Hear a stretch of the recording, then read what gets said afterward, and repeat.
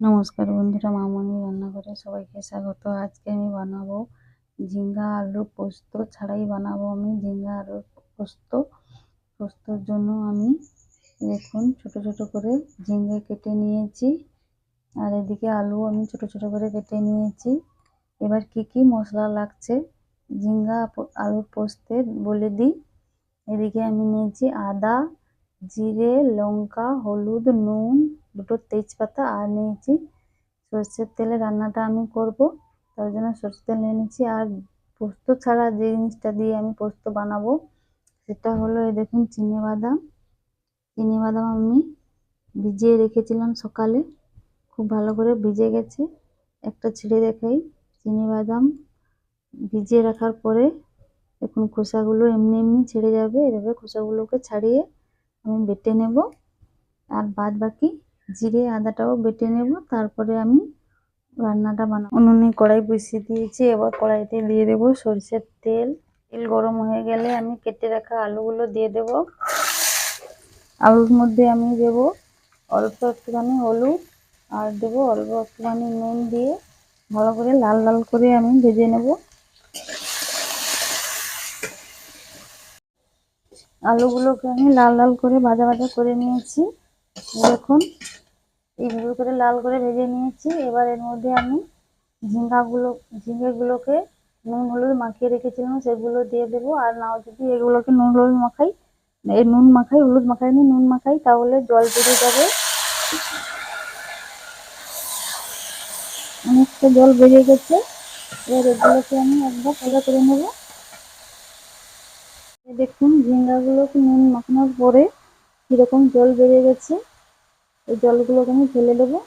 দেখুন ঝিঙ্গাগুলো একটু নাড়ার পর কেমন ভাবে দেখতে হয়েছে, এইভাবে থাকবে। আমি নামিয়ে নেব। আমি কড়াই পরিষ্কার করে নিয়েছি, এবার কড়াইতে দিয়ে দেব তেল। তেল গরম হয়ে গেলে দেবো একটু আদা ছিটকোবে, তার জন্য তেলের মধ্যে দিয়ে দেবো অল্প একটুখানি হলুদ, আর দেবো আদা। আদা দিয়ে ভালো করে ভাজা ভাজা করে নেব। আদা ভাজা ভাজা হয়ে গেছে, এবার দিয়ে দেবো আমি বাদাম বাটা, দিয়ে ভালো করে কষিয়ে নেব। হয়ে গেছে কষানো। এবার এর মধ্যে আমি মশলা দিয়ে দেবো নুন, হলুদ আর লঙ্কা। ভালো করে আমি একবার মিশিয়ে নেব। মিশানো হয়ে গেলে দিয়ে দেবো অল্প একটুখানি মশলার জল। জল দিয়ে মশলাটাকে আমি ভালো করে কষিয়ে নেব। যতক্ষণ কষবো ততক্ষণ না মশলা থেকে তেল ছাড়ে। এই দেখুন মশলা থেকে তেল ছাড়তে শুরু করেছে। এবার আমি দিয়ে দেবো এর মধ্যে তেজপাতা আর ঝিঙ্গা আলু যে কষিয়ে নিয়েছিলাম সেগুলো দিয়ে দেবো, আর দেবো জিরে বাটা। সব মশলা দিয়ে আমি একসঙ্গে খুব ভালো করে মিশিয়ে নেব। এই রান্নাটা করার সময় একটুকুও জল লাগবে না, কারণ ঝিঙ্গার জল থাকে, তার জন্য জল লাগবে না। এটা কষতে কষতে কেউ যদি চায় ঢাকনা দিয়ে দিয়ে রান্না করলে পরে হয়ে যাবে। এ দেখুন খুব ভালো করে আমি মিশিয়ে নিয়েছি। এবার এটাকে দেখবো কতটা সেদ্ধ হয়েছে। দেখুন আলু সেদ্ধ হয়ে গেছে, একটুখানি বাকি আছে, আর একটু জল আছে। আমি ঢাকনা দিয়ে দেবো।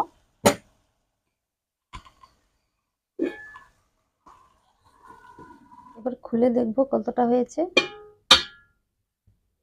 দেখুন হয়ে গেছে, একেবারে শুকিয়ে গেছে।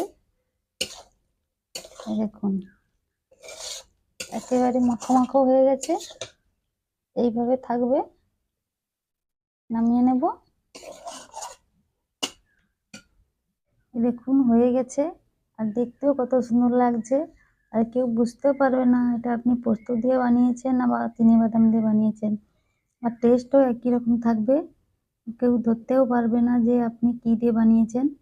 তো বন্ধুরা, আমার এই রান্নাটা কেমন লাগলো অবশ্যই কমেন্ট করে জানিও, আর লাইক সাবস্ক্রাইব করে পাশে থেকো আর ফলো করে দিও।